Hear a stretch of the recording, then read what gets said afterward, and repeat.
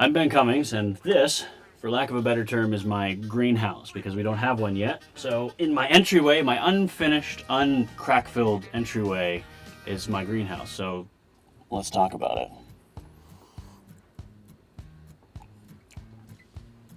Ooh, spicy. So, over the last couple of years, we've been trying our best to learn how to grow all of our own food. Now, I've had a number of friends and people and acquaintances who have told me that this is simply not possible, that it's impossible for a homesteader to grow all of their own food and actually be self-sufficient. And I'm the kind of person that lives to prove people wrong. So I'm going to see what I can do. And behind me, we are growing just about everything that we can right now without a greenhouse to be able to get ready for our growing season. We've got everything from onions to microgreens to medicinals like echinacea and cannabis, and we are trying our utmost to be able to grow as much as we can in our very, very cold, very short growing season. First, probably the easiest thing to grow is our microgreens here. Now, thanks to a friend out west, I have learned this over the last little while, and everybody online will tell you how easy microgreens are to grow. And unfortunately, they didn't turn out to be as easy as I thought. We bought these trays, these silly little cheap ones on Amazon, and started with these guys here. And I didn't think you needed a growing medium, and some people think you can just grow them on the white trays, which I don't know where they went. But some people think you can just grow them on the trays with water, and we've had the best and easiest time being able to grow them in some dirt, as you can see, on a tray, and just sprinkled the seeds on. Now, the seeds that we use are Mum's seeds on Amazon, or you can go directly to the Mum's website and buy them, and they seem to work best for us, and we've been okay using them the last little while. I use them in rotation, so every few days we've been planting them, and then we've got 1, 2, 3, 4 trays of them right now. So just about every week we're able to have fresh greens pretty much whenever we want them. Next are something that hasn't even sprouted yet because I just had the seeds planted the other day, and they've started to get their little tail, their little tap root that's going down in. And these are actually medicinal cannabis. Now, I don't know if the algorithm will get mad at me for talking about this, so we won't go in too much depth about it, but cannabis can help with a number of things. It is not a cure-all, which a lot of people think that they can use cannabis for everything from depression to anxiety to pain. It can cure those things or can help with those things for different reasons, different strains and such, but it really depends. You need to know a lot more about cannabinoids and how your body interacts with CBD, THC, CBN, terpenes, and the different things that cannabis, like this Purple Johnson here that I got from my buddy Frank, is actually going to interact with your body. So before you go using any medicinals, just like any pharmaceuticals, make sure you know what you're getting yourself into. These are probably one of the things I am most proud about this year. These are my onions. Now, onions have been something that I guess I've been scared to grow. We tried to grow them last year, and we were completely unsuccessful. And this year we got them started anyway. There's some little ones. You can buy onion bulbs. Heck, we were at the dollar store the other day and we saw onion bulbs that you'd be able to grow just from the bulbs. I've heard they don't grow as well, so we wanted to try them from seed. These have been planted about, goodness, it's April now. We planted our first ones in February, and I sprinkled a few extras because we want as many onions as possible. Onions are a huge staple for everything that we cook and everything that we eat. It is the base to almost every meal. So having a plethora of onions, not just for the summer, but for the fall and winter months, are going to be amazing. And we actually planted garlic back in the fall because it needs to root to be able to grow. And so hopefully we'll have onions and we'll have a garlic patch as well, but that has yet to be seen. May I go back to what I'm doing? We're growing a ton of other things. So our main goal over the next couple of years is to grow all of our own food. And that includes roosters, chickens, ducks, we're trying our utmost to transition from being consumers to being creators or growers. And it is proving more difficult than we thought it would be. We learned the hard way last year about meat birds, how difficult growing things like meat chickens can actually be. Now this year we're going into our chicken journey a little more strategically. We're getting some ducks as well, and I am hoping to, instead of buying a half cow, which we do every fall, we don't have enough property to grow beef, to grow bigger animals. We're hoping to go in and hunt some animals. This is my first year that I'll actually have a full hunting season. I can hopefully get a deer, get some bear, and I actually have a full TV show that I'm going to be producing about hunting food. This man's never hunted, didn't grow up in a hunting family, but this is it. I'm the first one to, let's just do this.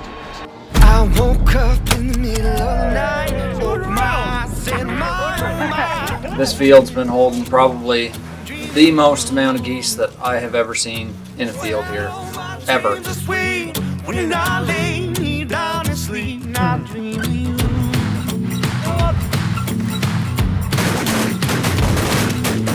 I grew up in the woods, I live in the woods, and hunting isn't an activity for me. It's literally, it's just a lifestyle.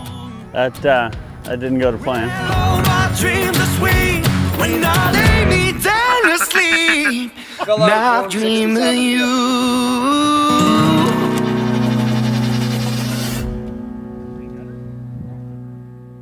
So if you want, you can check out Northeast Untamed once it's available next year. But for now, we're trying to grow as much as we can.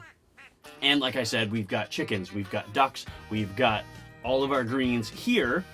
And right now it is still frigid outside. It may not be below freezing today, but still until June or mid-June, we are going to be dealing with frost, which is frustrating because we don't know when we can put stuff outside. And there are ways like winter sowing. We do have things that are in containers right now. We're trying to winter sow things to make our lives a little bit easier, but it may not work. And with our short growing season between 90 and 120 days, it makes growing anything quite difficult. So you really have to be on it with your dates and being really strategic with things that you want to grow and trying to figure out how to grow them and start them in a greenhouse. How you doing, buddy? What's up? You wanna come be in the video? You put pants on if you're gonna be in the video. No, you can't be naked. You don't have your bums out. So recently, also, other than just growing all of these things here, now, we wish we had a greenhouse, which this doesn't, this property likely won't be our forever home. We're looking at other properties, bigger properties, because here next to the water, we don't want to have animal runoff go through the river and just ruin things and be disgusting. So we want to have a bigger property that we can have bigger animals on and have a garden that we can really grow as opposed to just, again, being here by the river. But that means we don't want to invest a ton of money like building a greenhouse or a high tunnel here on this property. So it makes things complicated, and it means I have to grow things here in my entryway, which we're gonna see how it goes this year. And right now, it seems to be more successful than we could have hoped, actually, because of our sort of winter sowing methods. And let me show you what I mean. This is a zucchini. Is it a zucchini? Ish, probably. Or squash. So this is likely a zucchini or something else, which honestly should probably have been sowed directly in the ground because of how quick and big it's growing. But regardless, this is effectively winter sowing. Now, a lot of people will do it in milk jugs and they'll put it outside in May or June or even April, which it is right now. But because there is still snow, it is still so cold, we're trying these in the house. And a lot of these are just juice buckets or juice containers from what Sawyer drinks because he refuses to actually just drink water. So we are using them, what we have on hand, to be able to grow what we can. And it seems to be doing well. You can see there's a few roots coming out here, which is really good. They're a little wet, a little wetter than I'd like them to be. But hopefully as they dry out, it'll coax the roots to stretch a little lower. And hopefully we'll have a well-established plant before we have to plant it outside.